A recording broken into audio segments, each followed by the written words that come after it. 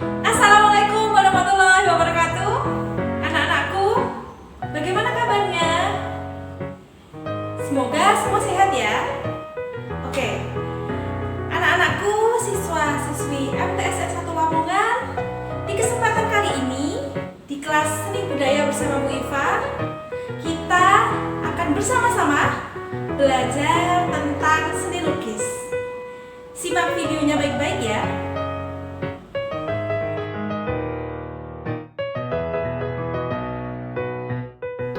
Kompetensi dasar memahami unsur, prinsip, teknik, dan prosedur berkarya seni lukis dengan berbagai bahan.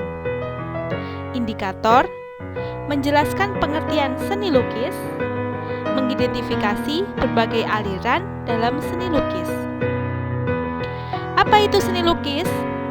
Secara umum, seni lukis adalah sebuah pengembangan dari menggambar yang memiliki keunikan atau ciri khas tersendiri, didasarkan pada tema, corak atau gaya, teknik atau bahan, dan bentuk karya seni tersebut.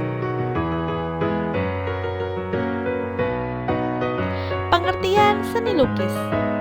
Menurut Sudarso SP, melukis adalah kegiatan mengolah medium dua dimensi atau permukaan datar dari objek tiga dimensi untuk mendapatkan kesan tertentu dengan melibatkan ekspresi, emosi, dan gagasan pencipta secara penuh.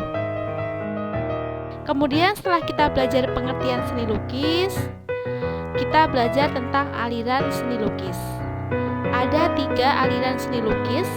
Yang pertama, representatif, yang kedua, deformatif, dan yang ketiga, non-representatif. Yang pertama, representatif adalah perwujudan gaya seni rupa yang menggunakan keadaan nyata pada kehidupan masyarakat dan gaya alam. Dan lukisan representatif ada 3 alirannya. Yang pertama, naturalisme, yaitu aliran seni lukis yang penggambarannya alami atau sesuai dengan keadaan alam. Yang kedua, realisme atau aliran yang memandang dunia ini tanpa ilusi, apa adanya tanpa menambah atau mengurangi objek. Penggambarannya sesuai dengan kenyataan hidup. Yang ketiga, aliran romantisme. Aliran seni lukis yang lebih bersifat imajiner, menceritakan cerita dahsyat atau kejadian yang dramatis. Nanti lebih jelasnya kita lihat contoh gambarnya atau contoh lukisannya ya. Nah, ini perbedaan aliran representatif. Yang pertama ada naturalisme. Natural itu alam, jadi objek-objeknya alam. Di sini kita bisa lihat lukisan yang paling atas ada gambar gunung. Ini masuk ke lukisan alirannya naturalisme. Ini ada nama-nama pelukisnya ya. Basuki Abdullah, Abdullah Suryobroto, Mas Pringhadi, dan sebagainya. Ini bisa dibaca sendiri. Yang kedua, realisme. Real itu apa? Nyata ya. Jadi lukisan ini menggambarkan sesuatu yang nyata atau kenyataan. Di sini kita bisa lihat ada lukisan perempuan penari ya. Yang ketiga, romantisme. Romantisme tadi disebutkan bahwa menggambarkan suatu kejadian yang dahsyat. Nah, kita bisa lihat di sini lukisan yang paling bawah ini adalah kejadian tentang penangkapan Pangeran Diponegoro. Ini pelukisnya namanya Raden Saleh. Aliran yang kedua adalah deformatif, yaitu perubahan bentuk dari aslinya sehingga menghasilkan bentuk baru namun tidak meninggalkan bentuk dasar aslinya. Kita lihat ya.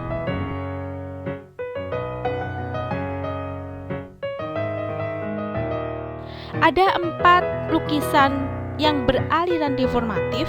Yang pertama, ekspresionisme, yaitu aliran seni lukis yang penggambarannya sesuai dengan keadaan jiwa sang perupa yang spontan pada saat melihat objek karyanya.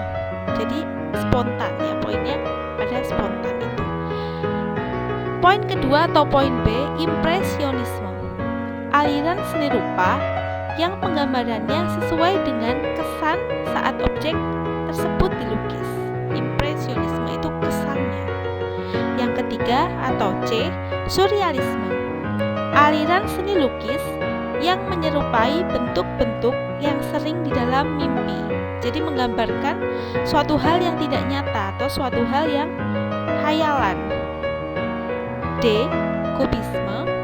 Aliran seni lukis yang penggambarannya berupa bidang segi empat atau bentuk dasar kubus atau bidang geometri. Lebih jelasnya kita lihat contoh lukisannya ya. Nah, ini ada perbedaan aliran deformatif. Yang pertama tadi ekspresionisme, di mana disebutkan bahwa lukisannya itu berupa coretan-coretan spontan dari pelukisnya. Sebelah kiri ya, kiri atas itu ada gambar 3 kepala ya, 3 sosok. Itu lukisan dari Affandi. Ini merupakan lukisannya, potret dirinya Affandi. Dan kalau kita lihat di lukisan tersebut itu ada banyak sekali coretan-coretan spontan. Itu ekspresionisme. B, impresionisme. Kesannya yang digambarkan.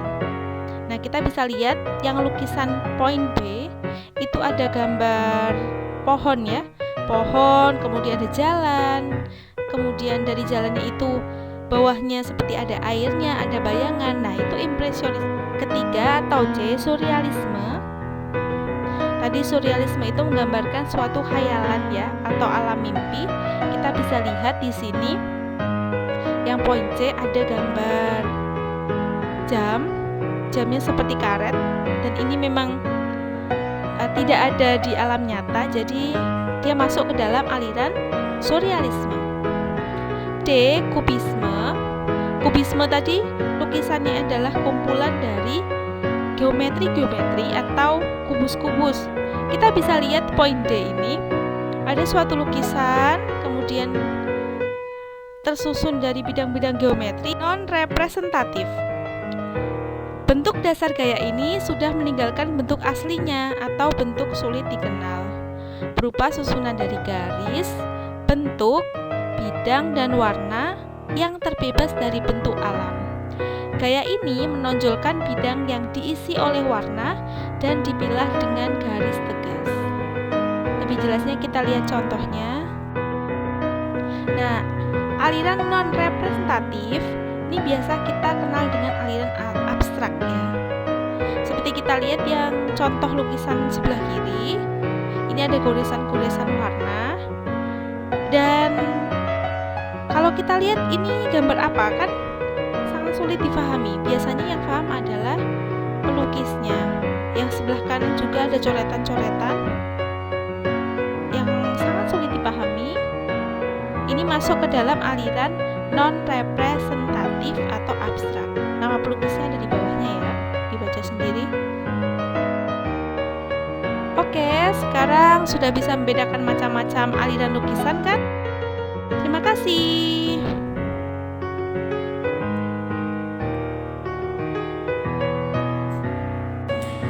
Oke anak-anak, tadi kita sudah belajar tentang pengertian seni lukis, kemudian ada macam-macam aliran seni lukis.